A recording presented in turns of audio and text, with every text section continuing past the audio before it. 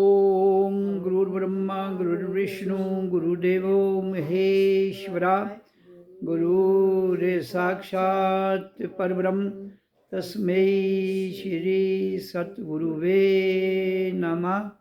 ओम ओम ओम। श्वास भर लीजिए।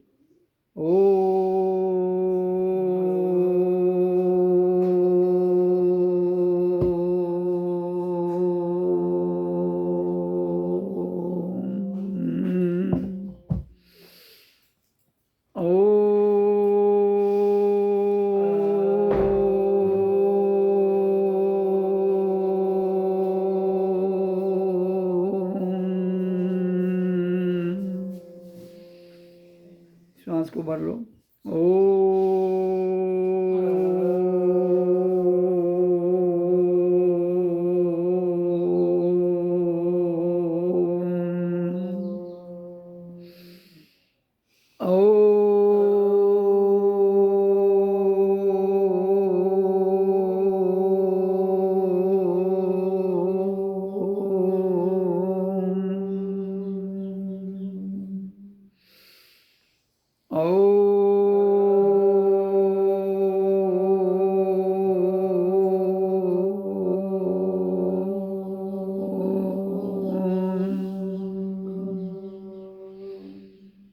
श्वास को भरो।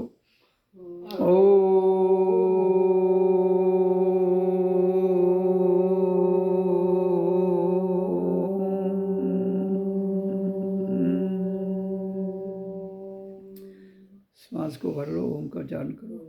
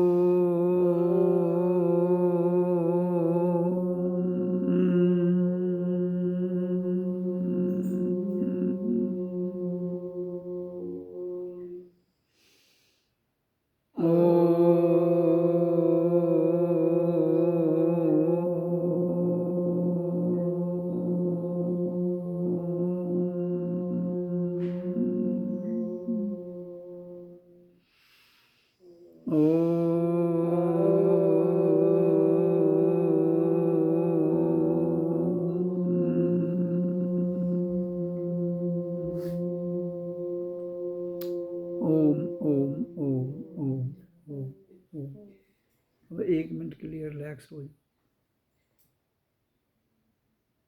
उसके बाद दूसरी क्रिया करेंगे जिसमें श्वास को भरना है, रोकना है और छोड़ना है।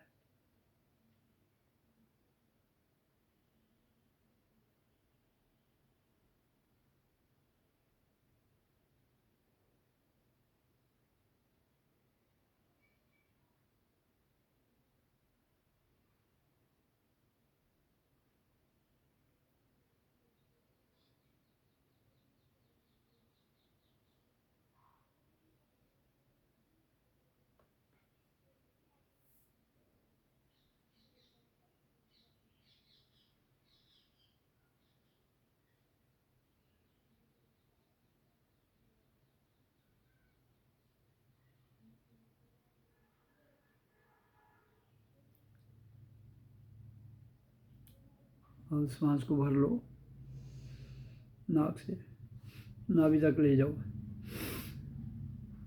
श्वास को रोक लो।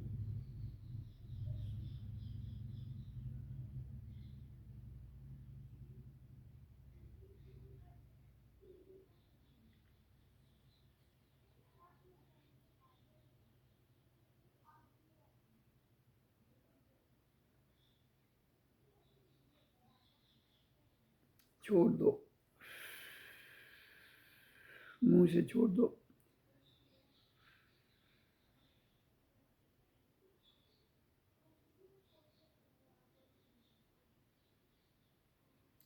Breathe in, stop in.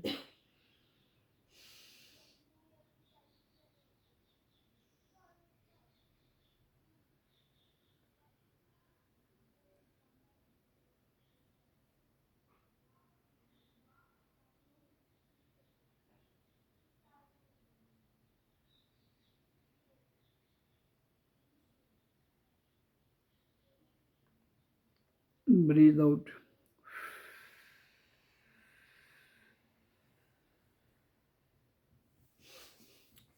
Breathe in, stop in.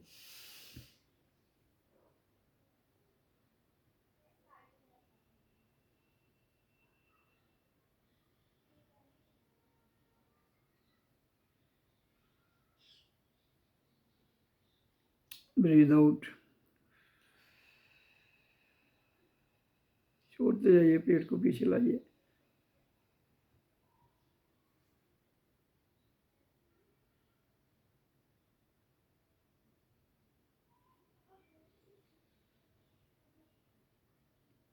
Breathe in, stop in.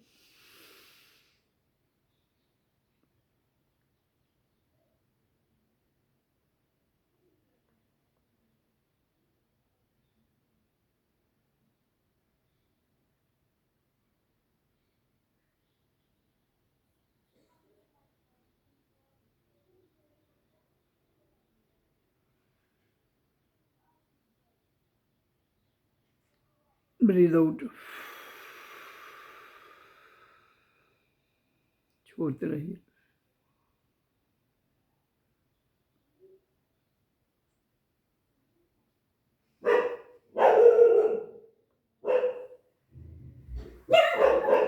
Breathe in, stop in.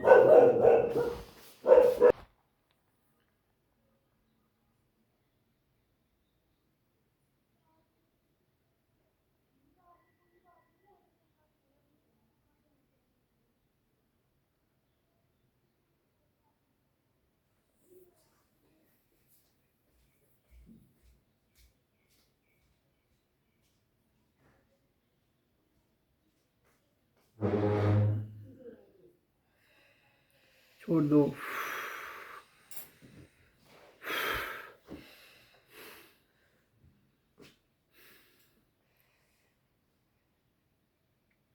Breathe in, stop in.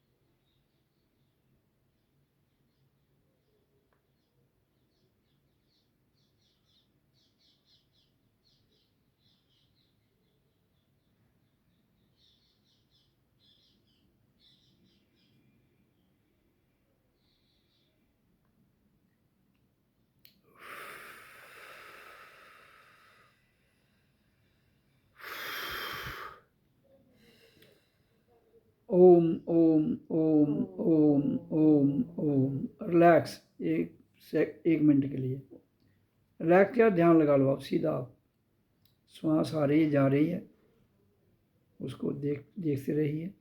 ध्यान भ्रिकुटी आज्ञा चक्र में और मुंह में ओम सोम ओम मैं हूँ, बस ये बोलते रहिए।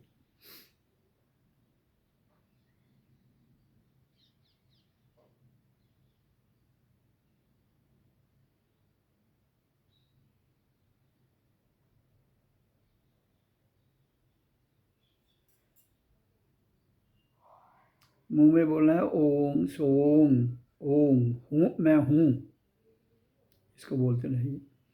और सांसों की फीलिंग नाक के अग्रसर भाव से फील करते रहिए और ध्यान भ्रिकुटी में शांत,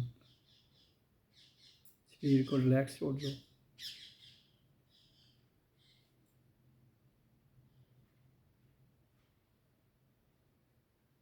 आंखें नर्म बंद कर लो, कस करनी बंद करनी है।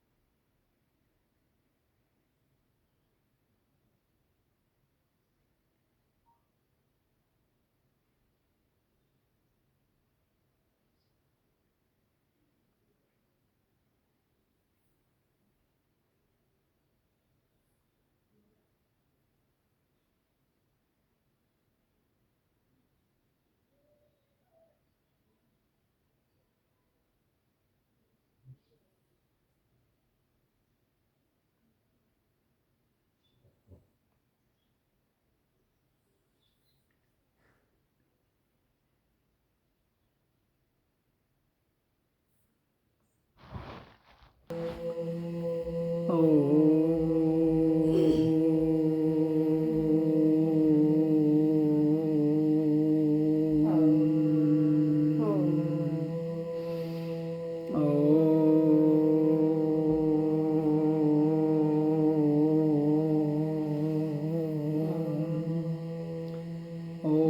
ओम ओम ओम ओम। तो आज की सत्संग वाणी में प्रकृति और पुरुष, भगवान और परमात्मा, ये सनातन जिसको हम कहते हैं, उसके स्वरूप हैं।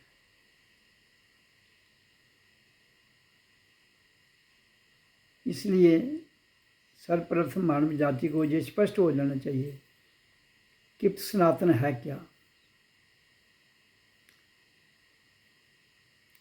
सनातन का अर्थ सिंपल है कि इतना पुराना जिसने दुनिया की रचना हुई, जिसके द्वारा हुई, उसे बदला नहीं जा सकता, जो मूल सनातन है। जिस दिन हम पैदा हुए पहली बार, तो हमें क्या मिला था? श्वास और ध्वनि। शरीर को जिंदा रखने के लिए हमें 2 चीज़ों की ज़रूरत थी, एक आवाज़ और एक श्वास। तो प्रकृति और भगवान, ये दोनों ही जब हम देह में आते हैं तो देह तक सीमित हैं। ये प्रकृति और भगवान कहाँ तक सीमित हैं? देह तक। और परमात्मा और पुरुष कहाँ तक सीमित हैं? प्रकृति से परे, इनफाइनाइट तक। तो सनातन क्या है? इनफाइनाइट ऊर्जा, इतनी पुरानी दैविक ऊर्जा, अलौकिक ऊर्जा, जिसको बदला नहीं जा सकता, जो एक मौन और शांत है, आनंद है। परमात्मा के धाम से 24 घंटे आनंद की वर्षा हो रही है और बिल्कुल मौन बारिश हो रही है। और प्रकृति उसकी एक तरंग है, अंश। तो अंश में उसने क्या दिया है? प्रकृति में सबसे जो पावरफुल शक्ति है, उसकी तरंग जो पैदा की गई वो थी इंसान, नर और नारी। जब ये दोनों पैदा हुए तो इन दोनों को गति देने के लिए आवाज़ और श्वास की जरूरत थी। तो इसलिए प्रकृति में आवाज़ और श्वास सनातन है, और प्रकृति से परे जो सनातन है वो मौन, आनंद और परम शांति है। ये हर इंसान का जो आने का रास्ता एक ही है, और श्वास और सिर्फ वो इससे ध्वनि से चल रहा है। तो बाकी जो चीज़ें हैं जिनसे शरीर बना है, मेन उनको चलाने वाले दो ही स्वरूप हैं। जीवन ध्वनि से मिला है, चला श्वास रही। ये बात स्पष्ट हो जानी चाहिए। तो इंसान भगवान का संबंध कहाँ तक है? भाग्य तक। भाग्य से आगे भगवान का कोई संबंध नहीं। भगवान का अर्थ ही है भाग्य को बनाने वाला। तो वो कौन है? इंसान है। तो इंसान जो अपने भाग्य को बना सकता है प्रकृति में, और भाग्य का मतलब ही प्रकृति में है, उसके आगे कोई लेन देन ही नहीं है हमारे भाग्य का, हमारी किस्मत का, हमारे कर्मों का, हमारी भक्ति का। तो ये सारी चीज़ें, इसलिए जितने भी स्थान बना गए वहाँ क्या लिखा गया? भगवान का मंदिर। चाहे वो उनको किसी को कुछ नाम दे दो, किसी को कुछ नाम दे दो, राम दे दो, कृष्ण दे दो, कुछ और दे दो, उससे कोई फर्क नहीं पड़ता है। वो आपकी इच्छा है, वो आपका जो भी इष्ट है आपने उसको भगवान। तो वो इंसान के रूप में ही थे तो उनको भगवान की, परमात्मा की उपाधि नहीं दी जाती। परमात्मा की उपाधि प्रकृति से परे है, जिसको मौन कहते हैं। मौन का कोई फोटो नहीं बनाया जाता। जिसको आनंद है, आनंद किसी को दिखा नहीं सकते हैं। जो एक परम शांति आंतरिक है, वो भी किसी लिखने पढ़ने में नहीं आ सकती है। मुख से तो बोला जाता है, लेकिन उसको प्रत्यक्ष में हम स्वयं में फील कर सकते हैं जब हम प्रकृति से परे, प्रकृति से परे पुरुष या आत्मा या परमात्मा, प्रकृति से परे पुरुष आत्मा को भी कहते हैं, और प्रकृति से भगवान से परे आत्मा कहते हैं। प्रकृति से परे पुरुष और भगवान से परे आत्मा, और परमात्मा जो सनातन रूप में है वो इन दोनों का मालिक है, पुरुष और आत्मा का, क्योंकि ये दोनों ही एक ही स्वरूप है। जब हम देह धारण कर लेते हैं तो भगवान से आगे मैंने कहा आत्मा, और जब प्रकृति का अर्थ है सूरज, धरती और चंद्रमा, इस प्लैनेट में जो भी आते हैं, जहाँ वनस्पति हो गया, नदी, नाले, दरिया, पहाड़, झीला, तालाब, जो भी है जहाँ, ये सब प्रकृति है। तो इसलिए जो प्रकृति इंसान जो भगवान के रूप में, प्रकृति उसके पास भी, उसका शरीर भी प्रकृति से बना है। इंसान के पास प्रकृति भी है, पृथ्वी, जल, अग्नि, वायु, आकाश, जैसे हमारा शरीर बना है और चलता है। और इससे परे जो सनातन की ऊर्जा है वो आत्मा और परमात्मा जो दिव्य अलौकिक ऊर्जा है वो भी है। इसलिए ये इंसान को हर एक को क्लियर हो जाना चाहिए कि इंसान के बिना, और प्रकृति जो यहाँ धरती पर है, ये दोनों ही जहाँ हैं, जिसमें प्रकृति जैसे है वो वैसे रहेगी। इंसान अपनी प्रकृति में अपनी किस्मत को चेंज करता हुआ उस आत्मा तक ले जा सकता है, जहाँ प्रकृति का रोल खत्म हो जाता है, और परमात्मा से आगे, आत्मा से आगे परमात्मा में, उस परम सनातन में लीन हो जाता है, जिसे कोई बदल नहीं सकता। सनातन हिंदू, मुसलमान, सिख, ईसाई, बौद्ध, जैन, मूल रूप में ये सब सनातनी हैं। और प्रकृति में ये अलग अलग हैं। इंसान का स्वरूप तो एक ही है, लेकिन जहाँ इंसान के अंदर बहुत सी चीज़ें हैं, आँख, कान, नाक, उसकी ज्ञान इंद्रियाँ, उसकी कर्म इंद्रियाँ, उसकी सोच, उसका दिमाग, वो प्रकृति में है। इसलिए जो दिमाग और सोच चलती है, ये स्वार्थ तक सीमित है, ये उपकार तक सीमित है। और जो प्रकृति से परे जब हम आत्मचिंतन करके आत्मचेतना को जगा लेते हैं तो परोपकार में चले जाते हैं, तो वहाँ हमसे परोपकार होगा। अब दो ही तो तरीके हैं, एक है परोपकार, एक है उपकार। उपकार करता है भला करना स्वार्थ के आधार पर, और परोपकार करता है भला करना अपनी ऊर्जा को आनंद में देते हुए, वो केवल परमात्मा कर सकता है। तो अगर हम परमात्मा से जुड़ जाते हैं तो हम भी उस परमात्मा के द्वारा वो आनंद की वर्षा इस धरती पर इंसान कर सकता है। लेकिन इंसान इस तरह अपने खुद गर्जी में, अपने स्वार्थ में जिसको उसने उपकार पर उपकार नाम दे के लोगों को तो भरमा दिया, लेकिन उस पर चलता नहीं है वो। तो संसार का एक और नाम है लेन देन। आप किसी को 10 रुपये दोगे, 20 दोगे, 100 दोगे, आपके अंदर जरूर उठेगा ये भी मेरे को कुछ दे। वो केवल एक परमात्मा ही है प्रकृति से परे, जिसके अंदर से आनंद की वर्षा हो रही है, और वो कहता है मुझे कुछ, वो मांगता ही कुछ नहीं, उसको चाहिए कुछ नहीं है, वो बोलता ही नहीं है, वो कुछ करता नहीं है, हो रहा है। होने का नाम परमात्मा, करने का नाम प्रकृति। तो इसलिए जो हो रहा है वहां से उसको सनातन कहते हैं। जो किया जाता है, जिसके द्वारा किया जाता है वो भगवान, करने वाला भगवान, तो जिसे किया जाता है उसको कार्य कहते हैं। तो ये सारा खेल प्रकृति का है। ये तो लोगों को, हर धर्म को, हिंदू, मुसलमान, सिख, ईसाई, बौद्ध, जैन, ब्राह्मण, खत्री, वैश्य, शूद्र, schedule caste, schedule tribe, any other जो वर्गीकरण किया गया है मानव का जाति में, सबका फर्ज वर्गीकरण से निकल के एक उस आत्म रूप में जाना है। वो सबके भीतर एक ही शुभ रूप में वास करते हैं। अब संसार तो जुड़ा हुआ है मतलब से, ये कभी भी नहीं निकलेगा, क्योंकि यहाँ ये है ही लेन देन। तो लेन देन से निकलना बड़ा कठिन है। लेकिन मैं फिर भी ये कहता हूँ कि करोड़ों में, लाखों में, हजारों में कोई आदमी अगर निकल जाए, नर या नारी हो, तो वो उसको ये अभ्यास करना चाहिए,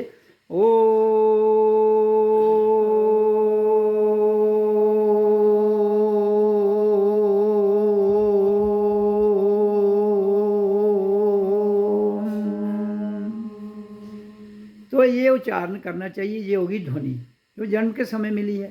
तो इसके साथ श्वास है जो दूसरा, जिसे हम गतिशील रहे हैं, तो वो है श्वास को लेना, छोड़ देना, लेना, छोड़ देना, फिर लेना,